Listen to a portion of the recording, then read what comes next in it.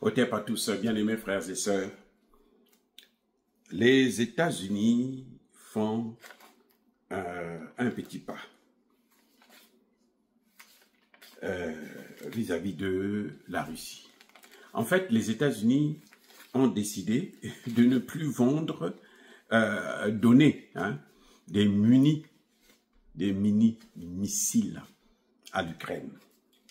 Ça s'appelle les APKWS, c'est-à-dire Advanced Precision Kill Weapon System. Ce sont des mini-missiles destinés, c'est comme des batteries quoi, destinés à la protection, la défense. Donc, ce sont, avec ça, c'est ce qui permet à ce que les systèmes de défense de l'Ukraine puissent fonctionner. Sans ça, l'Ukraine aura des sérieux problèmes. Trump décide de ne plus en fournir à l'Ukraine. Les Occidentaux disent « Oh non, l'Ukraine va donc perdre la guerre à cause de ça et tout. » Non, écoutez, si l'Ukraine perd la guerre, l'Ukraine a déjà perdu cette guerre-là. Ce n'est pas à cause de ça. Ça, c'est rien, ça. Parce que ces mêmes mini-missiles, vous savez quoi? Biden en a donné 6 000 à l'Ukraine. Je compte bien. 1, 2, 3, 4, 5, 6. 1000, 2000, 3000, 4000, 5000, 6000 que Biden a donné à l'Ukraine. L'Ukraine a quand même perdu la guerre. Question. Est-ce que c'est efficace? Réponse. Non. C'est pas efficace, les amis. Ça, c'est bon pour l'Afrique. Vous pouvez massacrer avec l'Afrique. Ils n'ont pas d'armes, ils n'ont rien. Nous, on n'a rien. Les seuls pays qui commencent à se défendre, là, ce sont les pays du Sahel. Regardez la RDC. Comment elle se fait malmener par une milice rwandaise. Je dis bien une milice. Une armée qui se fait massacrer par une milice. Parce qu'ils n'ont pas ces petits trucs-là. Donc, face à la Russie, Trump peut continuer à les donner. On s'en fout. Est-ce que la Russie peut s'inquiéter pour ça? Trump croit qu'en faisant ça, Poutine va se dire, ah bon, Trump a dit qu'il ne va plus armer l'Ukraine, donc maintenant, on peut aller vers la fin, on va signer les accords de paix, même si je n'atteins pas mes objectifs. Et il va se mettre un doigt dans l'œil. Les amis, il va se mettre le doigt dans l'œil. Parce que les Américains que vous voyez là, ils n'oublient jamais quelque chose.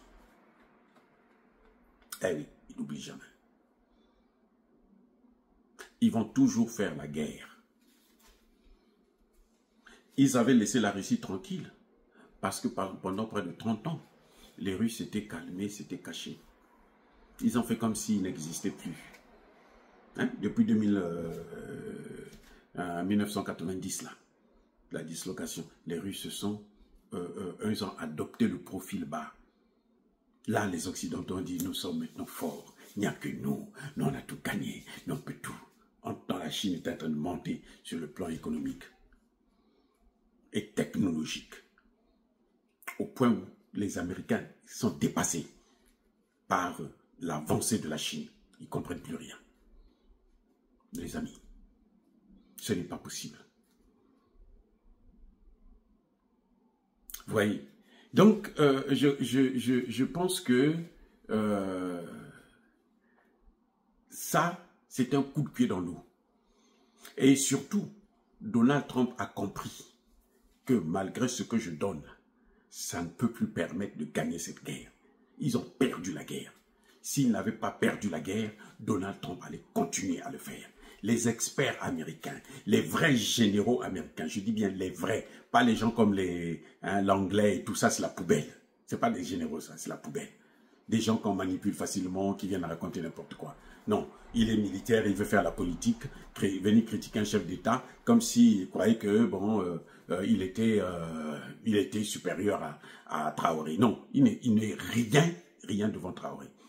Les vrais généraux américains, les vrais colonels américains, les vrais soldats américains ont déjà dit à Donald Trump, cette guerre est perdue. On ne peut pas la gagner. Et plus nous allons continuer à armer l'Ukraine, plus nous allons nous faire humilier. Les amis, le monde entier attend la défaite des États-Unis à travers l'Ukraine. Vous comprenez? Le monde entier. Peut-être pas nous les Africains, parce que nous les Africains, on est trop bêtes. On ne comprend rien. Mais le monde entier, les gens qui réfléchissent, ils attendent la défaite des États-Unis. Et les États-Unis, les experts ont compris ça. Qu'on est en train de perdre cette guerre, il faut chercher un moyen de sortir la tête haute.